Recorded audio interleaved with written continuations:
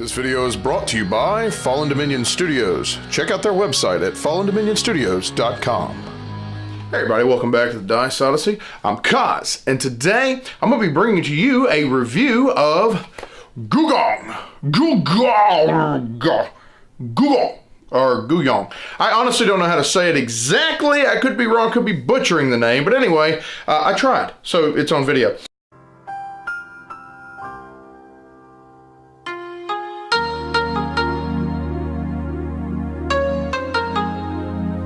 This is by Tasty Minstrel Games. It's 1 to 5 players, it's for 12 and up, and it's roughly about 90 minutes. In ancient China, corruption is widespread, so the emperor has now outlawed corruption, which, if you think about it, corruption should have been outlawed anyway if you're talking about following the law. So instead of the normal bribes, we're going around giving gifts to people to get them to do what we want them to do, right? To spread the influence around the kingdom. What I'm going to do is just give you kind of a brief overview of how the game plays, and then I'm going to get back to my final thoughts whether or not I liked it. The game of Gugong will take place over 3 different kinds of phases. First one is the morning phase. This is where you're going to determine the start player. You're going to refill the map. You're going to roll the destiny dice. You're going to execute decree advantages, and you're going to receive workers. The day phase is where all your various actions are going to take place. All players are going to receive a hand of cards. They're going to have different symbologies on them as well as different numbers. The main mechanic in the game is the card mechanic and exchanging gifts. And what you'll see in each of the different action locations is a card that you can take. But when you take that card, you must exchange it with a card of your own. If you take a higher value card out of your hand, you exchange it for a lower value card off the action spot on the board, then it allows you to take that action without any extra consequences. Now, if you have a symbology on the card down below on the left side, you can not only take that action first if you so want to, but you can also take the location's action itself. For example, in this case, we'll take a 4 card out of our hand and exchange it for a 3 at the decree location. And so you see down below, the Emperor symbol means it is the Temple of Heavenly Purity, and now I can go ahead and move my envoy up 1. You'll see the symbol that matches the symbol of the location action that you're wanting to take. So in a sense, it's like a 2-for-1 action. But if you take a lower value card out of your hand and exchange it for a higher value at that location, then you're going to have to sacrifice something if you want to take that action. You could sacrifice 2 workers from your pool, or you could sacrifice another card from your hand directly to your discard pile. Any card that you exchange out from a location is going to go directly into your discard pile for use in the next round. Now, during the day phase, there are multiple actions that you can actually take. For one, you can take the travel action. You take your travel token, and once you enter into the travel location, you can go ahead and move it onto any spot that's out there and take that token.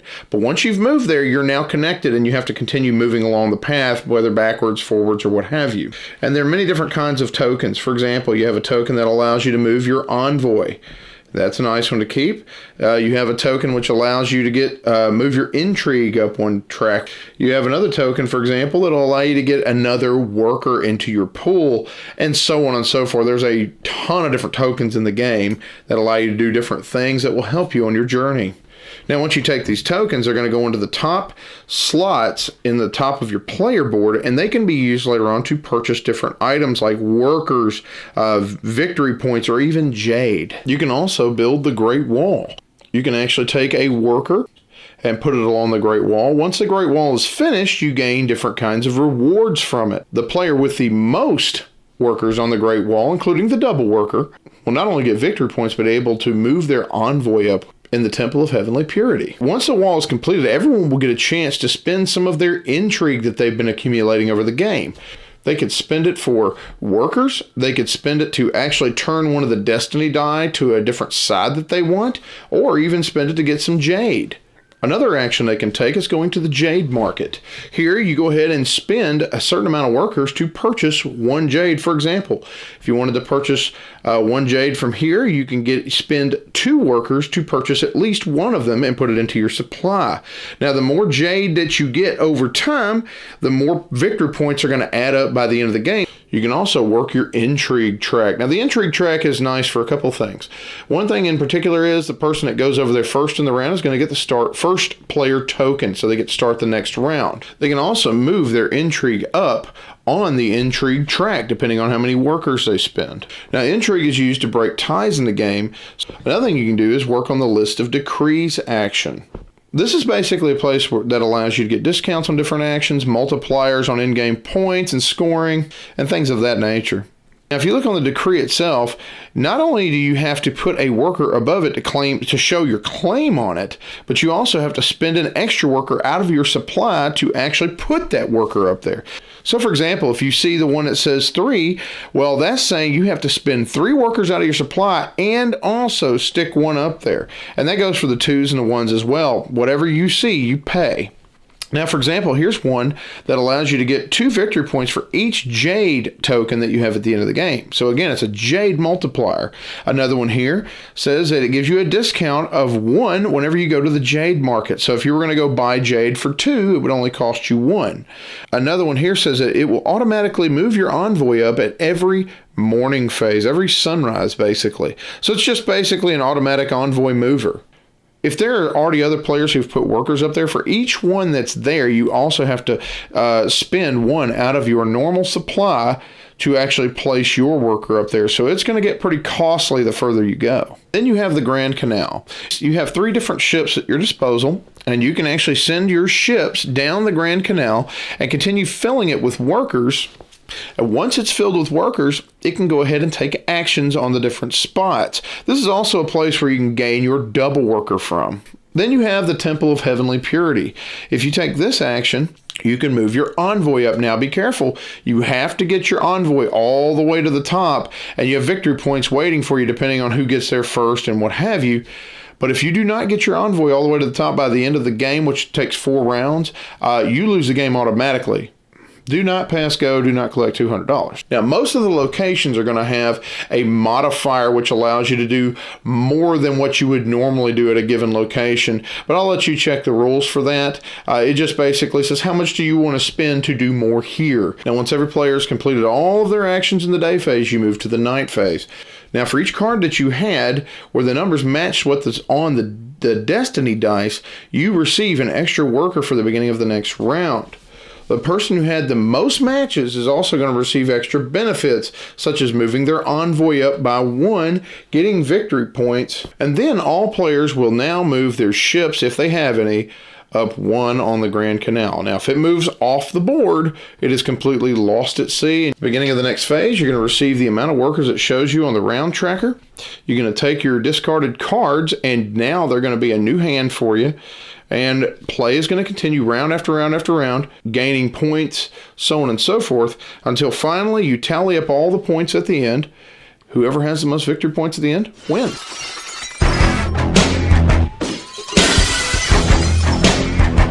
First, let me get into production quality. Production quality is actually quite good. Everything from the box cover to the board to the cards, the artwork is phenomenal. And you got your nice wooden pieces, your traveler tokens.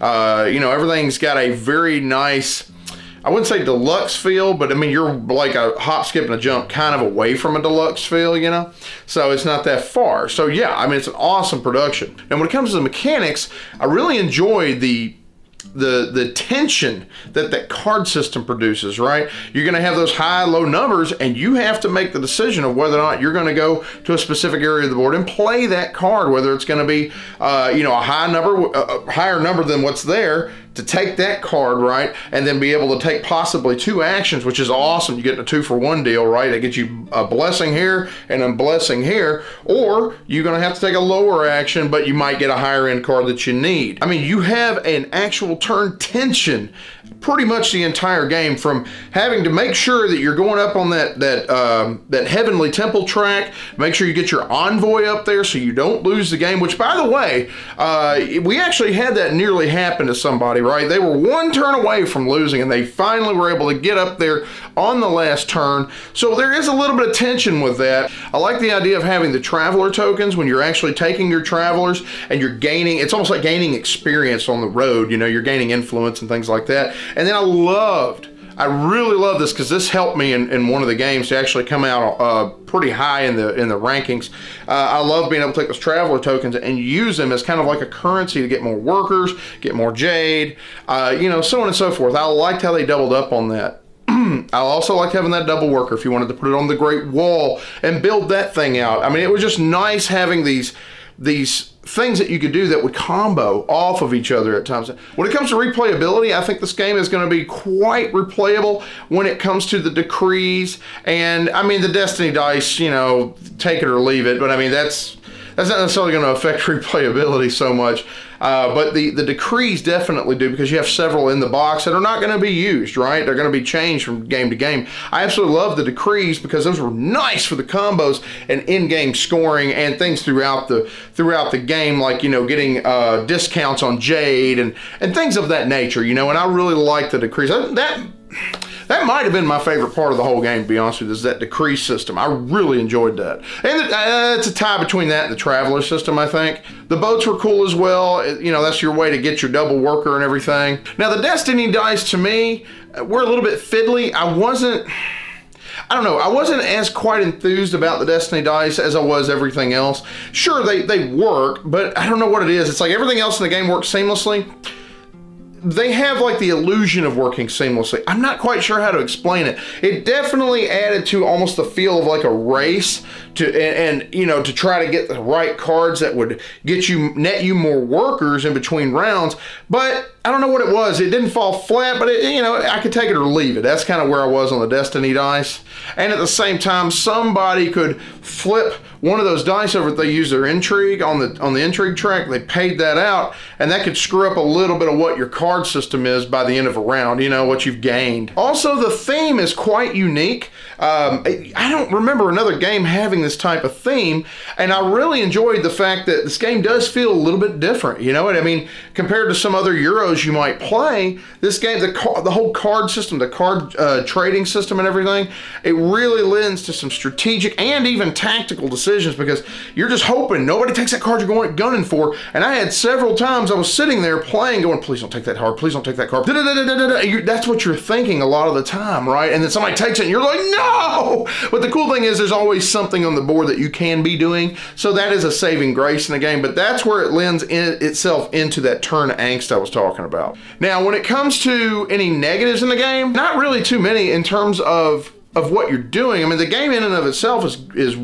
great at pretty much every player count, except I probably wouldn't play it at 5. I really liked it at 4, 3, and 2. I didn't play the solo game, but if you like solo games, that's in there. Probably it's not even a heavy negative, but probably the only thing it really would be a detractor to the game for me would be the theme. And then it's not because it's a bad theme, it's just not one that draws me in. If I was going to say, okay, let me go ahead and pursue a game I want to play. For example, I might play Zaya, or I might want to play Who Goes There, or, you know, Blood Rage, or Rising Sun. I'd want to go and pursue a game of those, right? Gugong, it's a game that if somebody says to me, Kaz, hey, we want to play Gugong, would you mind, you know, joining our game? Sure, I'll sit down and play it. I'll enjoy myself. I had a good time with it. Everybody at the table had a good time. But if you're asking me if I was going to go and pursue this game to play on a regular basis, not necessarily so much. You know, it really is somebody who else, it's got to be somebody else's suggestion. It's kind of how I feel about the theme. It never really sang to me. Now there were some cool thematic elements to it. For example, the whole the 1 beating the 9 and so on and so forth, because back in those times the fruit that you gave might be so rare that the person receiving might be willing to allow that bribe, you know, that gift, right? And so there are some thematic elements to it. But overall, I felt like the mechanics were more for me the main draw than the theme, right? So again, it's not a bad theme, and that's really subjective on my part. but if I was just gonna be honest with you, it's just not something that calls out to me. But the game is solid, it's fun. It is something, if you like a decent Euro that's got a little bit of some unique elements to it, this is actually one to look for. And if I was gonna give it a rating anywhere on a scale of 1 to 10, 10 be the best, I'd probably say about a maybe 6.5 to a 7 out of 10. I'd probably go 7 because I did enjoy it. It's just not one I'm like, yes, let's play this every second. You know, there are a few games that make me feel that way. This is not one of them. But again, if you like games like Gugong, this is one you definitely need to take a look at. Anyway, that's going to be the review. Thank you so much for watching The Dice Odyssey. Please be sure to like and subscribe. And hey, let me know, have you got a chance to play Gugong? Do you agree or disagree with me? Let me know your thoughts. Anyway, you have a blessed day and game away.